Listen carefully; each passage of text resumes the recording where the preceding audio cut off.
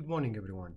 In today's video I will continue the solving process for exam 1, and if you remember from the last time I managed to finish all the walls and the slab as a single type, their external walkways, and also this very basic ramp. Levels has been set and fixed based on the changing of those elbows, and also a fence top and a fence bottom level has been created without the fence itself. So let's go ahead and do the fence. Let me have a look at the specification of the fence given in the question paper. It said the exterior fence as per shown in elevation, so there's no specific requirements for it, and I will use the parapet wall type. And per elevation, it's actually specifying the height as we did without any material or without anything. So as we said guys, in the exam, and this video again is for basic learner and specifically for my student at Ajman University, just to clarify that from the beginning. So during the exam and during the lecture I said everything is not being provided or specified in the examination paper. We can go ahead and assume it. So I'm going to assume that it's the same material as the parapet, which is also brick. So I'm going to go back to Revit and just go walls, and I think it's 100 mil brick. So zoom in, and I'll use finish face exterior so the wall won't, be sit on the slab. And if it does happen like that, just hit space to flip it to the other side and just trace the external boundaries of this land, and that's it basically. I placed it directly without having any consideration to the levels. You can actually do that from the beginning when you place it by changing this one and this one here, or just like me, just hover, tab, click, and the base constraint, the base constraint, it's just go to the top of the fence. It's actually the bottom of fence, and the top constraint should be go to the top of fence. Hit apply, and the wall will be taking, or the fence will be taking, the lower and height constraint specified for it within the guided levels shown in the elevation created in the previous video. So that's been done. Now if I go back to the questions, now we have windows and doors, and the specification of the door that they are the single leaf, they are 200 mil away, and they are 1000 by 2200, while the double doors are 2200 by 2200. Other specification for windows, which I'm going to go later on, so it's a good idea to finish the doors first. And in it I need to go to the ground floor and compare that with the ground floor available here in this paper. So again, 1000 by 2200. So door, I'm going to use the default one, edit type, duplicate, and I'm going to say it's 1000 by 2200, and I'm going to write my name, and in it we need to change the actual width. So the height here 2200 and the width 1000. Now placing it is very basic. I'm hit Alt Tab, and I'm going to place those walls 200 mil away. Just hover on the wall, hit space, and I can zoom in. Use the temporal dimension in an efficient way, as you can see, so I don't need to click it and then change its location. See, I'm hovering, and if it's not oriented the way I want, just hit space and click, and then Alt and tab, and then have a look at the plan, and we have another 2 in here. See again for the temporal dimension, and go ahead, and if you made this mistake while you are creating, don't cut the command, just click here and hit 200 and hit enter, and the command's still on, so you don't need to freak out and cut the thing. Now 3 doors in here, assuming they are following all the same rule, and that's a 200 mil away. Zoom out a little bit. It's much faster than you doing this, then you click it, create it, and then go change it. It doesn't, you don't need to do that. Just one click, as you see. Just be patient. Move your hand slowly as I do. Leave the Revit try to create a thumbnail for the suggested place. Hit space and click. Now all the single door has been placed. Now we need to place the double door. So again, the doors again. Drop down menu that you don't have it, no worries, just load the family, and not the Imperial English library, just the normal metric one, and go doors. Always avoid any type of door that have a curtain walls, as we said in the lecture. So maybe this one, maybe, and just pick up any one. And I have to go to edit type. Oops, let me first place it. And the specification, I think in the exam paper saying they should be centered placed. Double doors, yeah, 2200 by 2200, and distance between single door 200. Okay, and the same thing as the door, as the window, they should be placed in the middle of the room. According to the plan, let me check, it doesn't specify that except in this case. And if you see it that way, so it will be in the middle of the room, so I have to be aware of this. So 2 in the middle of the room as the internal dimension, and except this one because it's been specifying that. This one in the middle of the room, this one have to follow this one, so it's not in the middle of this room, so it's in the middle of that one. So that make more sense. So let's do that. I'll place the door first. That's a double swing, so not this one. I don't want that. This one. Let me try to place it. Yep, this one. I'm gonna go edit type. Again, duplicating it. 2200 by 2200, and your name, add. And the panel, where is it? Here, heights, that's a 2200, and the width alpha 2200, and so on. Just okay. That you define a new type.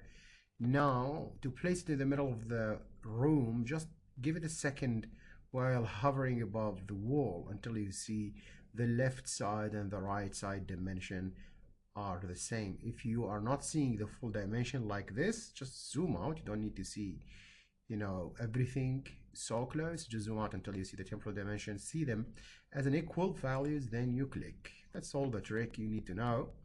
Same thing in here. Move that down. See those 2 crazy numbers is just suggested automatically by Revit. That's the center of the room. Just click, and this guy, I don't know, it's just, yeah, it's sensing the inner room. Beautiful. And the same thing is been or need to be done in here. Yeah, see now, click. And now this one is set 1500 away, so I'm gonna move my hand slowly until I see the 1500 and then click. That's all. So these are the temporary dimension, as you can see, and they are all these are all this double door used or placed quickly using the temporary dimension. Now the last thing are the windows, and again you can find the specification in the paper, and it said it's 2000 fixed. The type is fixed, 2000 by 1200. So 2000, 1200. So I'm gonna go window, that's the fixed, edit type, and duplicate. It's a 2000 by 1200, and then your name. So the height 1200 and the width is 2000. and thus mean we leave 1000 mil for a sill height as the overall head height 2200. So if you get that out of or reduce it by 1200, you're going to get a 1000. So the sill height should be placed on a default value of a 1000. Hit OK, and of course you have to place it in the middle of the room unless you have something else to specify it for you in the document. And as you can see, one here, one here, one here, one here, and one here. Meh, there's no, almost nothing related to any special specification like this one. So we need one to the west and two to the north. So one to the west, again, zoom in, doesn't need to be sniper here. So carefully move your hand, one to the west and two to the north. And again, one north and one south aligned with it as per this document. And this guy is placed randomly almost, and I'll go back to this one, south, south, and there is one here. Okay, so I'll go south and then another south. Random here doesn't sense anything. It's okay, I'm gonna place it randomly. And one to the west, and I think it's 1900. Yes. So the 1800, that's the question, from inside or from outside. That is not really clear. It's from outside. Okay. So easily move more mouse until you see the 1800 and click. Now, in order to be really, good, try to make sure that the window frame to the inside, not to the outside. Check that. As you can see, it's all right so far. This dude is okay. This dude and this guy is okay. This one I'm going wrong. So just hit it and hit space. That sounds good so far. Now we need to do the stairs, and does it specify anything related to the stairs? The stairs is just U-shaped stairs as per shown in detail. Use monolithic as a type. Okay, and that's it. Just very few information that give you more option to design it if you want it to be equal flight or not. So zoom in, and I believe it's the ground floor. You have to provide 1400 from inner wall, and then you go 1200, 500, 1200. So no worries. You go annotation, and then you go detail lines, and again just pick lines and write here 1400. The way it's you may need to make it dashed or hidden or whatever. Let's go hidden. So I'm gonna click that guy here. That's the first one, and then it's a 1200. That's a 1200. Okay, and that's a 500. Just the guidelines to draw the whole thing, and then 1200 again. And I bet it's 1200 by 3, so 1200, and then 3000. And as you can see, these are my construction lines. Now you need to get to select one of those, go to extend and just hit that, getting rid of all extra lines. And again,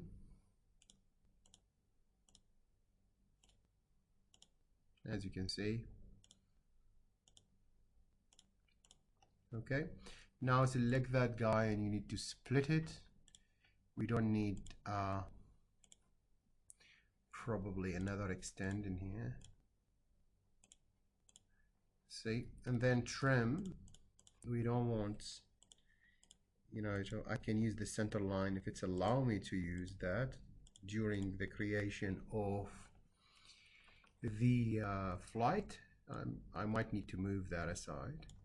So this is the guidelines, or this is the construction lines that you need. And now the last bit is to create the stairs, and it's specified monolithic, so I'm gonna go with that. That's the midpoint. That's why I cut the whole line so I can get this midpoint, and I will try to reach this. If it doesn't match it, no worries. And now see the mistake, and that's okay. That's a very rookie mistake I've done here, and the reason because of that, I did not specify where it's the start and where it's end. So just hit undo. That's bad. So after you specify what type of system you are using, you have to specify the starting level or the base level, and then the top level should be first floor. Hit apply, and then come and you're gonna see the run, and you're gonna see a different thing. If it doesn't end exactly, it's okay. And again, I'll start from here and I go down. Now what I need to do, this is a startup with this one, and this one doesn't start up with that, so probably I'll select on that one. I'll push that a bit one, and I notice that Revit is automatically get rid of one of those steps here and add it here. So yep, so I'm gonna push that in to be as it is. I can make this a bit as of a U shape, and if you don't like it, you can just close it to get this straight landing. And of course you can stretch the boundaries of the landing, as you can see here. And with that southern south side, you will notice that again you need to push that to align it with it. I don't know why it's been moving by itself, so shouldn't do that. Yep, that's better. Yep, I think there is some kind of an alignment that push that backward. Let's push this to the edge, so it will match the 1200 with this millimeter specified by the design of or by the question. It doesn't specify it should be equal legged, so if you do this, you are just great. So just I'm pushing forward. Oh, it's an extra one, so no. Okay, so I'll make this one less.